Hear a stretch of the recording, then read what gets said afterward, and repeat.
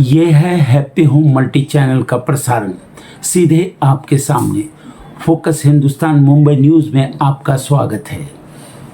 मैं हूं माजिद सिद्दीकी। दुआ सलाम, आदाब, जय भीम। दुनिया बदल रही है, देश वही है, वही रहेगा। हक और हकीकत को बताने वाले खामोश बैठे हैं। आने वाला वक्त ही बताएगा। वीडियो को आखिर तक देखिए। आज की ख़ास खबरें। सबसे पहले फोकस हिंदुस्तान को सब्सक्राइब करें, लाइक के साथ शेयर करें और अपने कमेंट ज़रूर भेजें। समाज को जगाने के लिए आपकी ज़रूरत है। फिर आऊँगा ताज़ा खबरों को लेकर। माजिद सिद्दीकी, जय हिंद।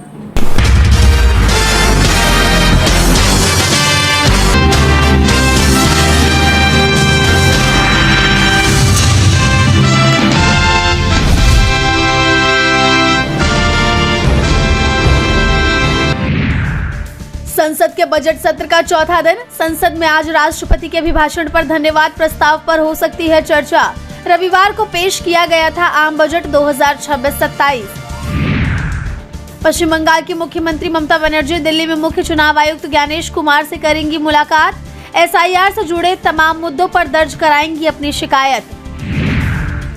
मणिपुर में नई सरकार के गठन को लेकर हलचल। बीजेपी केंद्र नेतृत्व ने मणिपुर के सभी एनडीए विधायकों को बुलाया दिल्ली। हफ्ते भर में मणिपुर में बन सकती है नई सरकार। बिहार विधानसभा का बजट सत्र आज से शुरू। पहले दिन राज्यपाल का होगा भाषण। कल पेश किया जाएगा राज्य का बजट। बिहार विधानसभा के बजट सत्र को लेकर आज हुई सर्वदलीय बैठक। विधानसभा अध्यक्ष की अध्यक्षता ने बैठक में विपक्ष को दिया आश्वासन, उन्हें बोलने के लिए मिलेगा पर्याप्त समय। सोनम वांगचुक की गिरफ्तारी को चुनौती देने वाली याचिका पर सुप्रीम कोर्ट में होगी सुनवाई। 29 जनवरी को कोर्ट ने उनके स्वास्थ्य को लेकर उठे सवालों पर अपनाया था कड़ा रुख।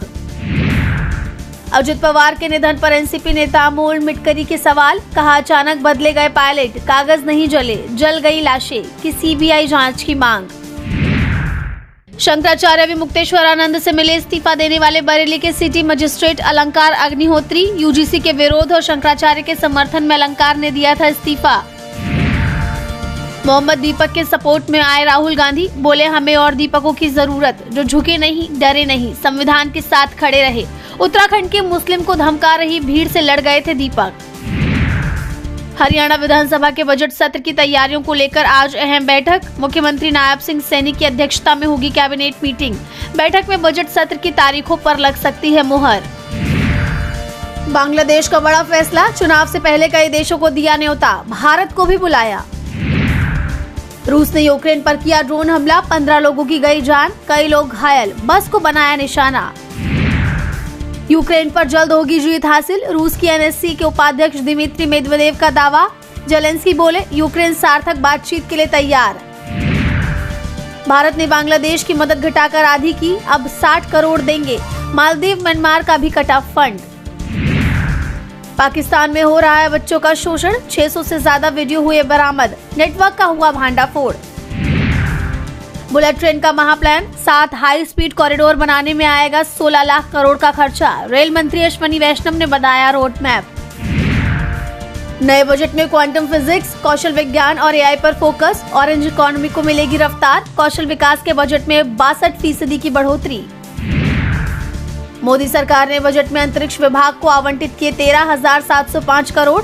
इसरो को नए रॉकेट, अंतरिक्ष स्टेशन और मानव अंतरिक्ष उड़ान पर काम करने का मिलेगा मौका। सराफा बाजार में गिरावट जारी। चांदी 16,000 रुपए तक टूटी, सोना 3400 रुपए हुआ सस्ता। अंतर्राष्ट्रीय बाजार में भी आई गिरावट। बैंकिंग सेक्टर में बड़े बदलाव की सुगबुगाहट। समीक्षा के लिए उच्च स्तरीय समिति का हो सकता है गठन। वित्त मंत्री निर्मला सीतारमण ने कहा, समिति के लिए काम करने का दायरा किया जाएगा तय।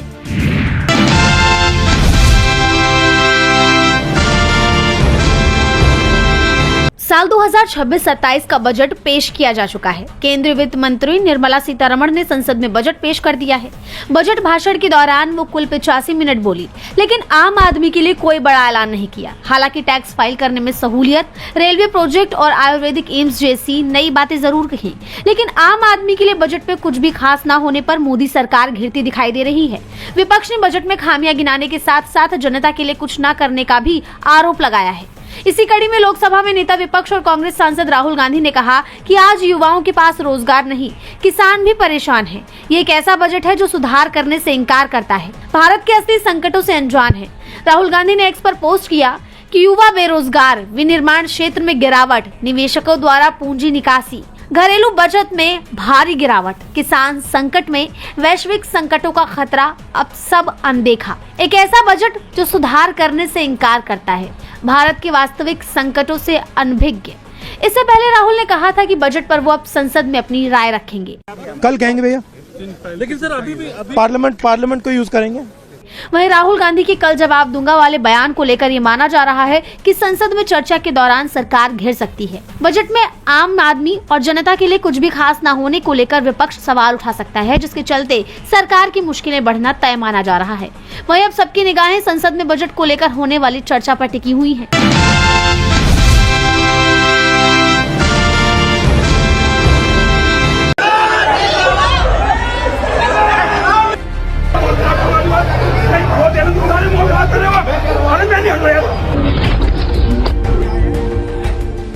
उत्तराखंड के पौड़ी गढ़वाल में 70 साल के मुस्लिम दुकानदार के समर्थन में खड़े हुए दीपक कुमार उर्फ मोहम्मद दीपक सोशल मीडिया पर इस वक्त छाए हुए हैं। जहां कुछ लोग उनके समर्थन में खड़े हैं तो कई लोग उनके विरोध में खड़े हो गए हैं। कई हिंदू संगठनों ने दीपक का विरोध करते हुए नारेबाजी तक कर डाली है। दरअसल 26 जनवरी को कोटद्वार में हुई घटना के कुछ दिन बाद यानी कि 31 जनवरी को 40 से ज्यादा लोग उनके खिलाफ पार्क में जमा हुए और उनके खिलाफ नारेबाजी करने लगे थे। हुआ यह था कि उत्तराखंड के कोटद्वार क्षेत्र में 26 जनवरी को एक वीडियो सामने आया था जिसमें दीपक कुमार एक कथित भीड़ का विरोध करते दिखे थे। यह भीड़ पास की दुकान चलाने वाले 70 साल के वकील अहमद को दुकान के नाम में बाबा शब्द इस्तेमाल करने पर धमका रही थी। हैरानी की बात तो यह है कि अब दीपक को ही धमकी मिलनी शुरू हो गई है। वहीं अब राहुल गांधी ने दीपक का समर्थन करते हुए एक पोस्ट भी लिखा है जिसमें राहुल गांधी लिखते हैं कि उत्तराखंड के दीपक भारत के हीरो हैं। दीपक संविधान और इंसानियत के लिए लड़ रहे हैं, उस संविधान के लिए जिसे बीजेपी और संघ परिवार रोज रौंदने की साजिश कर रहे हैं। वे नफरत के बाजार में मोहब्बत की दुकान का जीवित प्रतीक है और यही बात सत्ता को सबसे ज्यादा चुभती है।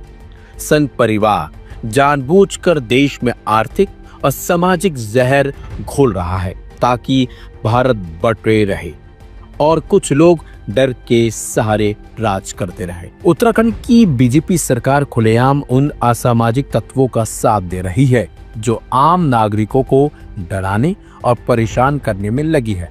नफरत, डर और अराजकता के माहौल में कोई भी देश आगे नहीं बढ़ सकता।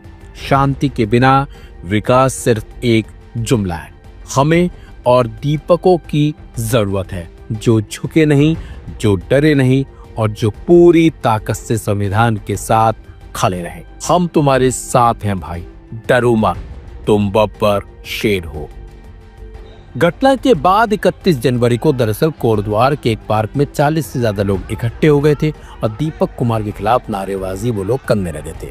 टाइम्स ऑफ इंडिया का कहना है कि दीपक का कहना है कि इस दौरान उन्हें और उनके परिवार को धमकियां दी गई हैं। पुलिस मौके पर मौजूद थी लेकिन भीड़ नारेबाजी करती रही। दीपक के मुताबिक शिकायत देने के बावजूद अब तक कोई कार्रवाई बड़ी नहीं हुई है। वहीं कोटद्वार पुलिस स्टेशन के अधिकारियों का कहना है कि शिकायत मिली है, कुछ लोगों की पहचान कर ली गई है और जांच के बाद आवश्यकता पूर्वक कानूनी कार्रवाई भी की जाएगी।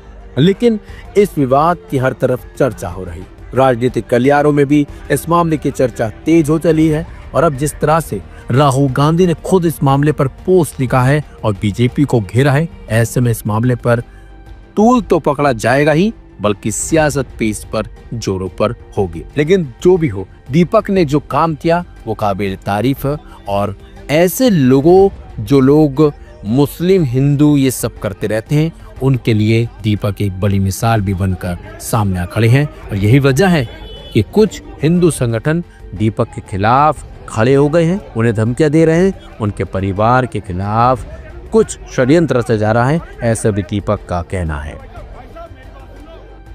नमस्कार, जय सिया राम, अस्सलाम वालेकुम, सत श्री अकाल, केम छो। ना मैं हिंदू हूँ, ना मैं मुसलमान हूँ, ना मैं सिख हूँ, ना मैं ईसाई हूँ। सबसे पहले मैं एक इंसान हूँ, क्योंकि मरने के बाद मुझे जवाब भगवान को देना है, इंसानियत को देना है, ना कि किसी धर्म को देना है।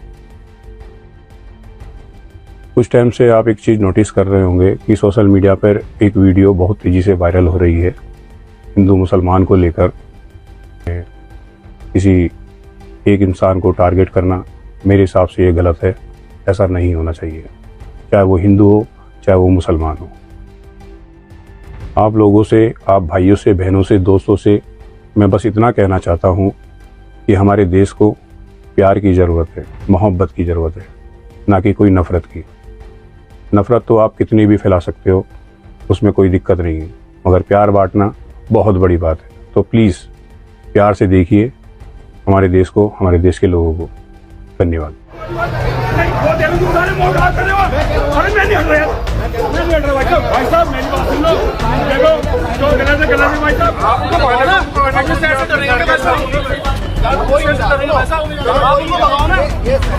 उत्तराखंड के कोटद्वार शहर में बजरंग दलों की भीड़ इकट्ठा हो गई। उन्हें तलाश है मुस्लिम शख्स मोहम्मद दीपक की और उनके हिंदू दोस्त विजय की। दरअसल पूरा विवाद बाबा शब्द से शुरू हुआ।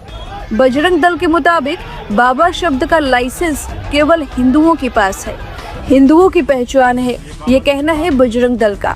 जब बजरंग दल वालों ने एक बुजुर्ग मुस्लिम शख्स की दुकान पर बाबा शब्द देखा तो उन्होंने इसे हटाने के लिए उनके दुकान पर दबाव बनाना शुरू कर दिया और तभी एंट्री हुई दो जिगरी दोस्तों की।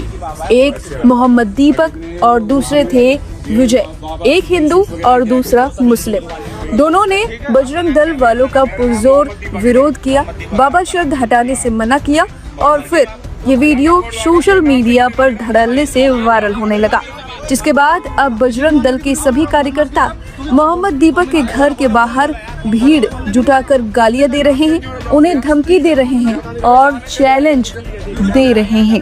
अपना गंजा सर छुपा के जैसे लुगाइयों के चुन्नी लेकर लुगाई भागती है ना, लुगाई के गुलाम, इस तरीके से बजरंग दल के शेर को देख के भाग गया। अगर हिम्मत है तो आजा बाहर। तेरी बहादुरी दिख गई, तेरी बहादुरी दिख गई।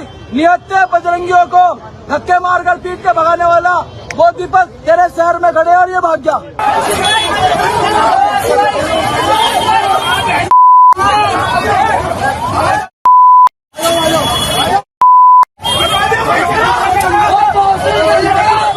इस सब के बाद मोहम्मद दीपक ने अपनी जान को खतरा बताया है। जरा सुनिए उन्होंने क्या कहा। जान को खतरा है, ये मेरे को धमकियां दे रहे हैं कि कोटद्वार चल के दीपक को हम बताएंगे। तो उसके बाद ये लोग आते हैं आज 11-12 बजे करीबन आते हैं, 1:30 बजे करीबन ये आते हैं कोटद्वार।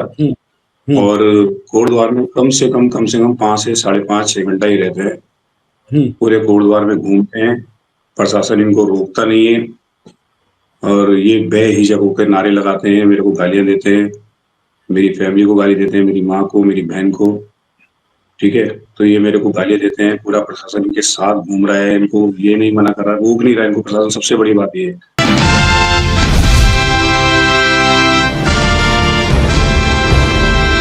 शिक्षा का अधिकार अधिनियम के तहत निजी विद्यालयों में होने वाले प्रवेश के नियमों में बड़ा बदलाव किया गया है, जिसके मुताबिक अब किराए के मकान में रहने वाले पेरेंट्स के बच्चों को आरटीई के तहत प्रवेश नहीं मिलेगा। इसके लिए रजिस्ट्रार कार्यालय में घर का पंजीकरण जरूरी है। बच्चों के यूनिफॉर्म का पैसा सीधे पेरेंट्स के खाते में अब निर्देशालय स्तर से ही भेजा जाएगा। इसमें बैंक के आधार कार्ड का सत्यापन भी जरूरी है। बता दें, शिक्षा का अधिकार अधिनियम के तहत राजधानी में संचालित 1576 प्राइवेट स्कूलों में करीब 21,000 सीटों पर प्रवेश के लिए 2 फरवरी से ऑनलाइन आवेदन शुरू होंगे। बेसिक शिक्षा विभाग के अधिकारियों ने बताया कि आरटीई के तहत प्रवेश लेने वाले सभी बच्चों के दस्तावेज की ऑनलाइन कॉपी विभाग के वेबसाइट पर ही अपलोड होगी। संबंधित निजी स्कूल के प्रबंधक और प्रधानाचार्य यूजर आईडी के जरिए संबंधित बच्चों के दस्तावेज को चेक भी कर सकते हैं। इसी के साथ ये भी बताते चले कि निजी स्कूलों में नर्सरी, एलकेजी, यूकेजी और पहली कक्षा में प्रवेश के लिए पहले चरण की 2 से 16 फरवरी तक आवेदन होंगे। 21 फरवरी से 7 मार्च तक दूसरे चरण और 12 से 25 मार्च तक तीसरे चरण के लिए आवेदन होंगे। आवेदन और दस्तावेज जांच के बाद 18 फरवरी को पहली लॉटरी, 9 मार्च को दूसरी लॉटरी और 27 मार्च को तीसरे चरण की लॉटरी जारी होगी।